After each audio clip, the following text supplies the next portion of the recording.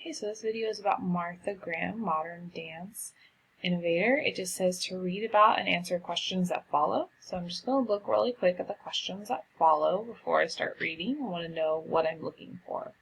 I'm looking for a central idea is going to be the first one. And then another quote that I feel like matches with the central idea. So I should be underlining what I think is the best central idea and supportive ideas. Okay. She's a giant in the world of dance. Martha Graham is a giant, a true innovator. It was she who led into the brave new world of modern dance. Okay, so she's important in modern dance. Through her work as a dancer, choreographer, and teacher, okay, she has inspired generations of dance students. Her institute has produced the finest dancers in the world today. So not only is she a dancer, but she has her own institute for dancers to go to with some of the finest dancers in the world. So that is a very important detail that I want to underline to remember. She's born in 1894. Her father was a doctor. So they're giving me background information right now. I'm not going to underline any of this, but it's important to know to understand her. He was interested in how illnesses and disorders could be revealed through the way a patient's body moved. So she took that information from her dad and then also believed in the ability of the body to express what was inside. She would channel this belief through dance, not medicine. She was athletic, but it wasn't until after seeing her dancer in her teens that she became interested. She was inspired by that. She decided to fill that role. Right. She enrolled in arts college. Teach dance and world dance. Though she began 8 years, it wasn't long before she became a teacher and one of the best-known performers. Okay, so she became a teacher and a best-known performer. That's important to remember. She co-starred in a duet specifically for her. Wow, she must be really good. In this ballet, she played the role of an Aztec maiden attacked by the emperor. Her wildly emotional performance brought her critical acclaim.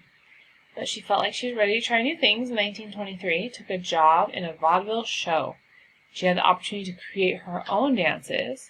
There was room for creativity and still had to please the audience, so she was nervous, but she longed for someplace she could take experimental dance techniques even further. Okay. Her search led to a job teaching at this school of music where she had complete control over her classes and the dance program, and it was her chance to truly experiment. Okay. She felt like classical ballet was fluidity and grace, but it wasn't like deep, dark, emotional themes. She used to have, she started at Eastman to have these jerky, trembling movements and falls that would express ideas and feelings. So she developed a new method. This is important. Developed a new method of muscle control. So that is something that had never been done before, and she developed it. So we got to make sure we underline that. Through this method, the dancer creates movement by contracting muscles and then allowing it to flow. This is like a supportive detail of that, so maybe we can highlight it, but we just don't want. It's not as important as the fact that she developed the method, but we could use it to support our idea. This method gives her the motions a hard, angular look and was a big change from the dance style in classical ballet. Audience didn't always appreciate it. They really liked the graceful, and it was choppy and angular, and they felt like it was an ugly dance. During her first dance performance in Paris, she and her dancers were booed by the audience. That's awful. She developed her own dance company, which is now famous. She brought in several of her students and began working with a musical composer. She began to use music by modern composers. That's something new that no one else was doing too, so we'll underline that too. This was just another way in which her work departed from classical ballet, and it explored emotional and psychological themes. There's like a grieving figure alone on a bench with a piano score, wears purple fabric, and you can only see the head, hands, and feet. Wow, and it's raw emotions of grief. Martha was also interested in exploring social issues and political themes. Her dance Deep Song was a statement about Civil War, so this is important. She also explored social and political themes. The second dance was created the same year she turned down an invitation to the Olympic Games. The dance and her refusal to attend the games showed her integrity and desire to highlight important political issues. So she has integrity. That is important. Her career spanned her entire life. Health issues forced her to quit at 76, but she just continued teaching and creating works until 1991.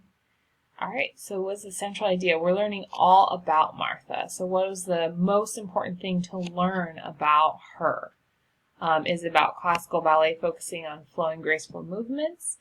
Does that match with using modern composers and jerky movements? No, it's exactly the opposite, because this is classic ballet and we're talking about new ballet. So jerky movements, modern composers. Her dance style was different, absolutely. She was one of the best dancers, yes, but that has nothing to do with the modern composers and the jerky movements.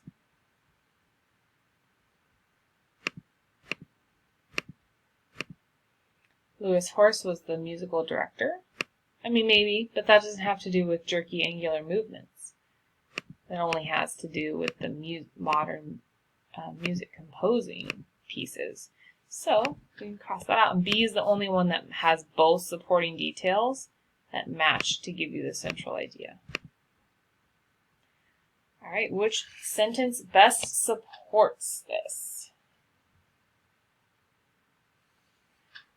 While there was some room for creativity, she still had to please. Maybe. She was an innovator, but she still had to please. Her search led to a job in the Eastman School of Music where she had complete control. That helped her become an innovator. She developed a fresh new method of muscle control. So that we underlined, right? So that's probably the strongest one we have. And then in 1926, Martha formed her own dance company. That's famous. That shows that she's an innovator too. They all do, but really creating your own method of muscle control is the most innovative, right? Having creativity, that's innovative. Like having a job at Eastman School of Music with control, that's innovative, but a completely different method, that's amazing. So that's a hard question, but definitely I would say C is the one where she was the most innovative. Which sentence could be added to support the idea that she was an innovator?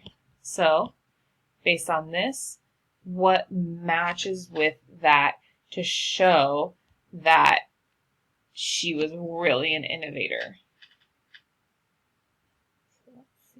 Is it that she worked as a dancer and choreographer? No, that's just her life. It's not expressing her as an innovator. She was the first choreographer to collaborate with other modern artists. That's very innovative. During the Depression, she sewed her dance costumes herself. That's innovative, but it's not as innovative as collaborating with modern artists, right? And then being given the title Dancer of the Century, that's just her life. So really it's between B and C. That she's the first one to fully collaborate with modern artists, or is it more innovative to sew dance costumes yourself? Well, really the best one would be that she actually collaborates with other modern artists, right? Because that is having to do with ballet. Sewing your own dance costume a little bit is innovative, but it's not as innovative. Develop the central idea of paragraphs 9 and 10 with 2 details. Well, let's look back at what paragraph 9 and 10 are. So it's about her exploring emotional and psychological themes, social issues, and political themes. So you see the word themes twice, so that really is our central idea, is that Martha was interested in using dances to explore themes. Martha was interested in using dancing to support themes.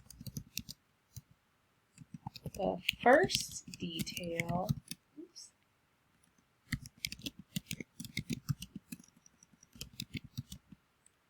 to show this was that she, okay, so what was the first thing she did to support themes? We go back up. She was interested in the theme. So one example was she had a dance where only the dancer's hands, head, and feet show.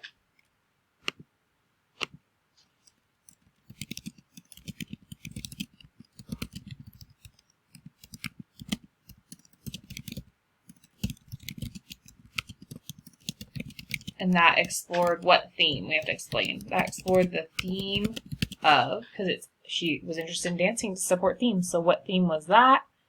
Emotional themes. Theme of emotions. The second detail, we want 2 details. Detail was that she wanted to support, this was like social issues. Social and political themes. She did a dance that was about, I think, the Civil War. Let's look. She did a dance about the Civil War in Spain.